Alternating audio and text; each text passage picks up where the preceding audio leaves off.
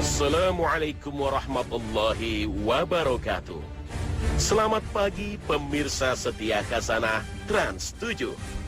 Kami kembali hadir untuk memberikan informasi Islami pada Anda.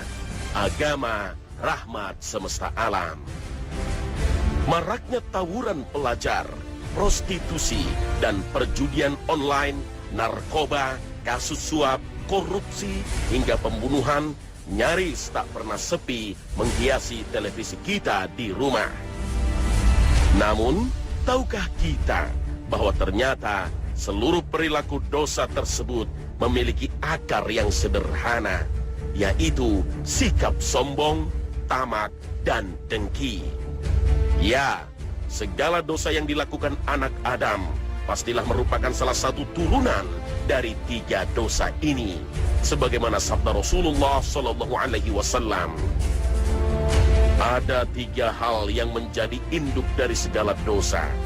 Hindarilah dan berhati-hatilah terhadap ketiganya.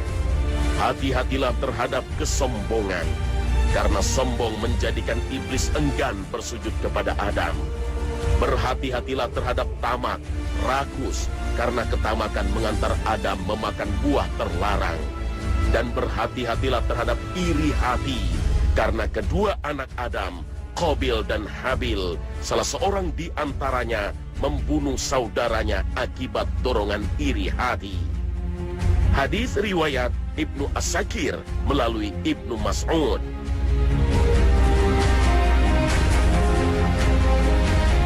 Sombong, tamak, dan dengki, ketiganya merupakan dosa yang pertama kali terjadi di jagat raya ini.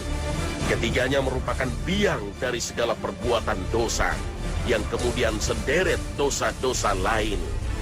Sombong adalah dosa pertama kali yang dilakukan oleh makhluk ciptaan Allah. Sombong merupakan penyebab iblis masuk menjadi posisinya sekarang, yaitu musuh semua makhluk. Dan ingatlah ketika kami berfirman kepada para malaikat, sujudlah kamu kepada Adam. Maka sujudlah mereka kecuali iblis. Ia enggan dan takabur, dan adalah ia termasuk golongan orang-orang yang kafir. Iblis dengan sombong menganggap bahwa dirinya lebih mulia dari manusia Adam, sebab dirinya diciptakan oleh Allah dari api, sedangkan Adam dari tanah. Allah berfirman, apakah yang menghalangimu untuk bersujud kepada Adam di waktu aku menyuruhmu? Menjawab iblis, saya lebih baik daripadanya. Engkau ciptakan saya dari api, sedang dia engkau ciptakan dari tanah. Allah berfirman, turunlah kamu dari surga itu, karena kamu tidak sepatutnya menyombongkan diri di dalamnya. Maka keluarlah. Sesungguhnya kamu termasuk orang-orang yang hina. Iblis menjawab, beri tangguhlah saya sampai waktu mereka dibangkitkan. Allah berfirman, sesungguhnya kamu termasuk mereka yang diberi tangguh. Iblis menjawab, karena engkau telah menghukum saya tersesat, saya benar-benar akan menghalang-halangi mereka dari jalan engkau yang lurus. Al-Quran Surah Al-A'raf ayat 12 hingga 16. Kesombongan iblis semakin menjadi-jadi. Ia rayu Nabi Adam dan Hawa untuk melakukan biang dosa kedua, yaitu tamak. Ia hasut Adam dan Hawa untuk memakan buah yang Allah larang mereka untuk memakannya. Akibat kesombongannya ini, iblis menjadi makhluk yang terputus dari rahmat dan ampunan Allah. Allah janjikan ia dengan siksaan kekal di neraka.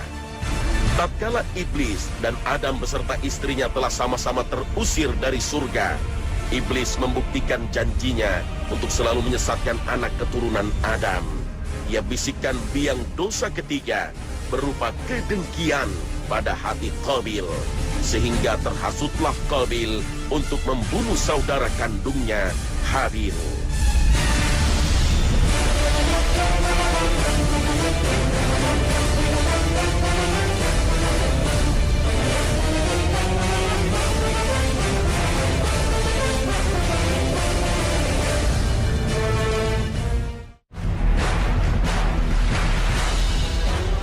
Rasulullah Shallallahu Alaihi Wasallam bersabda, tidak akan masuk surga seseorang yang di dalam hatinya terdapat kesombongan sebesar biji sawi.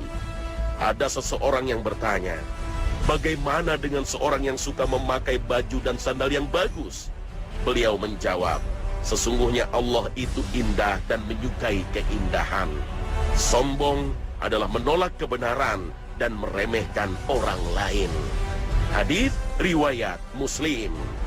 Begitu tegas Rasulullah Sallallahu Alaihi Wasallam ancamkan kita akan bahaya sikap sombong, bahwa pelakunya tak akan masuk ke dalam surga. Sebab melalui sikap sombong, orang akan terjerumus ke dalam perilaku kekufuran, mudah menolak seruan kebenaran dan gemar meremehkan orang lain. Bila kita perhatikan, dosa-dosa kekufuran mayoritas disebabkan karena kesombongan. Kesombongan inilah yang membuat Fir'aun tetap bertahan, tidak memilih kebenaran yang diserukan Nabi Musa alaihissalam. Walaupun Fir'aun telah melihat dengan mata kepalanya sendiri bagaimana tongkat Musa berubah menjadi ular. Ia menyaksikan bagaimana Laut Merah terbelah. Ia telah menyaksikan begitu menakjubkannya mukjizat sang Nabi. Namun ia tetap memilih untuk kafir. وقال فرعون يا أيها الملأ ما علمت لكم من إله غيري فأوقد لي يا هامان على الطين فاجعل لي صرحا لعلي أطلع إلى إله موسى وإني لأظنه من الكاذبين. Allah Ta'ala berfirman, dan Fir'aun berkata, hai pembesar kaumku, aku tak mengetahui Tuhan bagimu selain aku. Maka bakarkanlah tanah liat untukku, wahai Haman, untuk membuat batu bata. Kemudian buatkanlah untukku bangunan yang tinggi, supaya aku dapat naik melihat Tuhan Musa. Dan sesungguhnya aku benar-benar yakin bahwa dia termasuk orang-orang pendusta. Al-Quran, Surah Al-Qasas, ayat 38.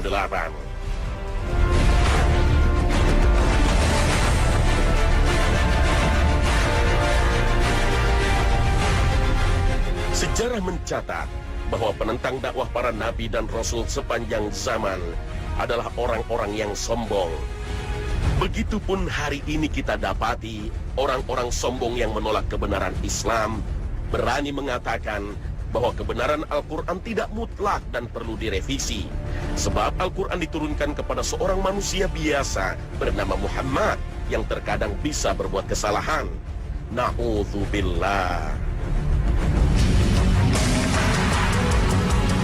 Siapapun orangnya bisa terjangkiti kesombongan. Tua, muda, profesor, ilmuwan, hingga buta huruf, orang kaya maupun orang miskin, dari preman jalanan sampai dengan kiai bersorban, semuanya berpotensi bersikap sombong. Sehebat apapun seorang manusia, sejatinya tak layak untuk menyombongkan diri. Segala kelebihan yang kita miliki baik dalam hal harta, pangkat, jabatan, juga kecerdasan, seluruhnya adalah karunia dari Allah Azza wa Jalla. Sejatinya, kesombongan hanya pantas dimiliki oleh Allah semata. Tiada yang lebih berkuasa dan lebih kaya, lebih perkasa dan lebih sempurna dibandingkan dengan Allah Ta'ala. Allah Subhanahu wa Ta'ala berfirman, sifat sombong itu selendangku dan keagungan itu pakaianku. Barang siapa yang menentangku dari keduanya, maka aku masukkan ia ke neraka jahanam. Hadis riwayat Muslim. Allah menyukai manusia yang mempunyai sifat tawadu, yaitu ketundukan secara total terhadap kebenaran, tunduk terhadap perintah Allah dan Rasul-Nya, disertai sikap rendah hati terhadap sesama manusia, memberikan perhatian kepada mereka, baik yang tua maupun muda, dan memuliakan mereka.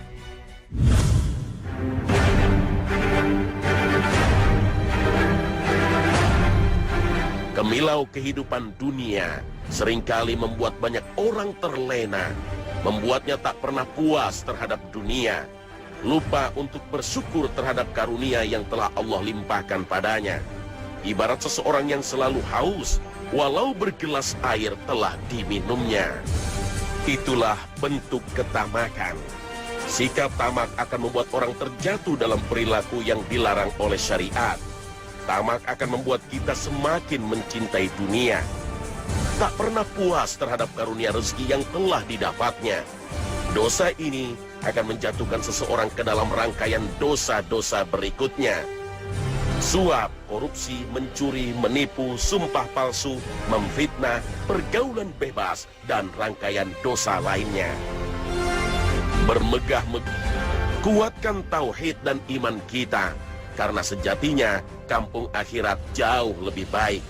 Solat dengan khusyuk, sedekah dimanapun kita berada, karena Allah tidak melihat ketenaran dunia. Berhajilah tanpa meminta imbalan panggilan Pak Haji, karena Allah sudah menjanjikan surga bagi setiap haji mabrur. Dan sesungguhnya kehidupan akhirat itu lebih baik bagimu daripada kehidupan dunia. Dan kelak Tuhanmu pasti memberikan karunia-Nya kepadamu, lalu hati kamu menjadi puas. Al-Quran Surah Ad-Duha ayat 4 dan 5. Kita bisa saja merancang masa depan dengan sangat detail, namun tak ada satupun dari kita yang mampu menjamin bahwa ajal tak akan tiba. Maka apabila telah datang ajal, mereka tidak dapat mengundurkannya barang sesaat pun, dan tidak dapat pula memajukannya. Al-Quran Surah Al-A'raf ayat 34. Sebab itulah Rasulullah SAW sebagai suri teladan hidup kita telah mencontohkan agar mendahulukan hidup zuhud atau sederhana. Suatu ketika Umar bin Khattab memiliki pengalaman mengharukan bersama Rasulullah. Ketika Umar tengah berkunjung ke rumah Rasulullah SAW, Umar menyaksikan pemimpin agung yang sangat dimuliakan itu sedang berbaring di atas sehelai tikar yang terbuat dari pelepah daun kurma kasar. Sehingga motif anyaman tikar itu membekas di badan Rasulullah.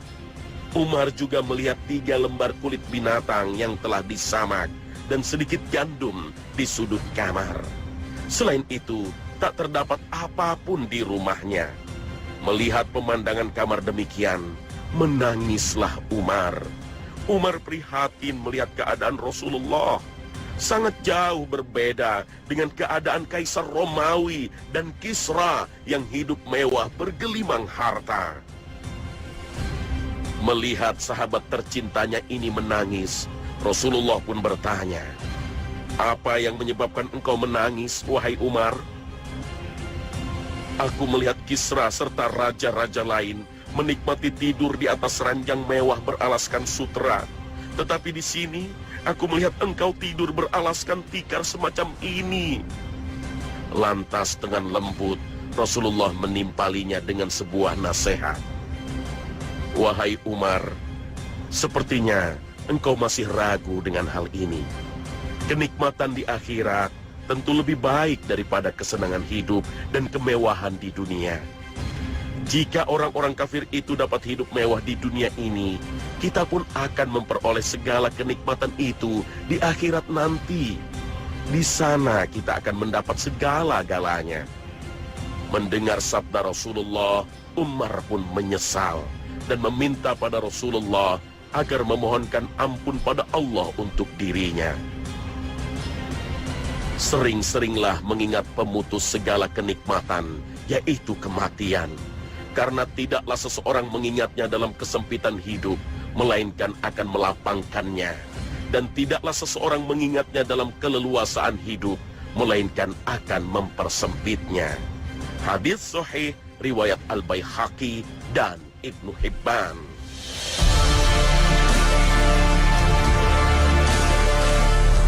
Hidup sederhana juga dapat menjadi pelindung kita terhadap pamer harta dan riya, serta menghindarkan kita dari fitnah harta. Kehidupan sederhana adalah langkah paling bertanggung jawab atas titipan harta kepada diri dan keluarga kita. Karena penggunaan 1 sen harta di dunia adalah salah satu permasalahan yang harus dipertanggungjawabkan di hari akhir. Ada sebuah doa sederhana yang patut kita hafalkan agar kita terhindar dari penyakit pelit harta. Allahumma qini syuha nafsi waj'alni minal muflihin.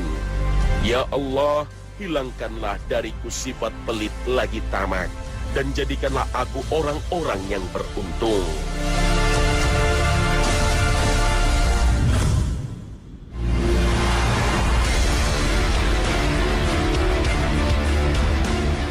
Hati-hati bila melihat tetangga punya lemari es baru, televisi baru, atau bahkan mobil baru.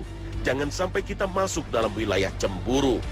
Awalnya mungkin biasa, namun bila rasa cemburu kecil itu terus dipelihara dalam dada, maka akan berpotensi melahirkan biang dosa yang ketiga, yaitu hasad atau dengki. Dan hasad merupakan sifat orang-orang Yahudi. Sudah ditakdirkan demikian, sebagaimana dijelaskan dalam firman Allah Subhanahu wa Ta'ala. Sebagian besar ahli kitab menginginkan agar mereka dapat mengembalikan kamu kepada kekafiran setelah kamu beriman karena dengki yang timbul dari diri.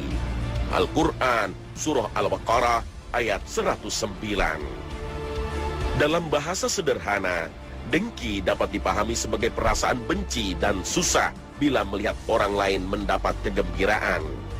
Di saat kita merasa berat untuk melihat adanya nikmat pada seseorang, sejatinya sama dengan menentang takdir Allah. Inilah bahaya hasad. Kita akan senantiasa hidup dengan kegelapan hati. Hati merasa berat untuk melihat kebaikan di sisi manusia dan menentang Allah Subhanahu wa Ta'ala. Hasad juga akan melahap kebaikan seseorang bagai api melahap kayu bakar yang kering. Lantas bagaimanakah caranya agar kita dapat meredam rasa dengki ini? Yakinlah bahwa segala sesuatu adalah milik Allah. Karena bisa jadi kenikmatan orang lain yang kita lihat ternyata menjadi musibah baginya karena Allah sedang mengujinya. Yakinlah bahwa Allah lebih mengetahui siapa hambanya yang bersyukur dan siapa yang kufur. Tidak ada hasad kecuali dalam 2 perkara. Seorang laki-laki yang diberi Al-Quran oleh Allah, dia menegakkannya siang malam. Dan seorang laki-laki yang diberi harta oleh Allah, lalu dia menginfakkannya siang dan malam. Hadis muttafaq alaih.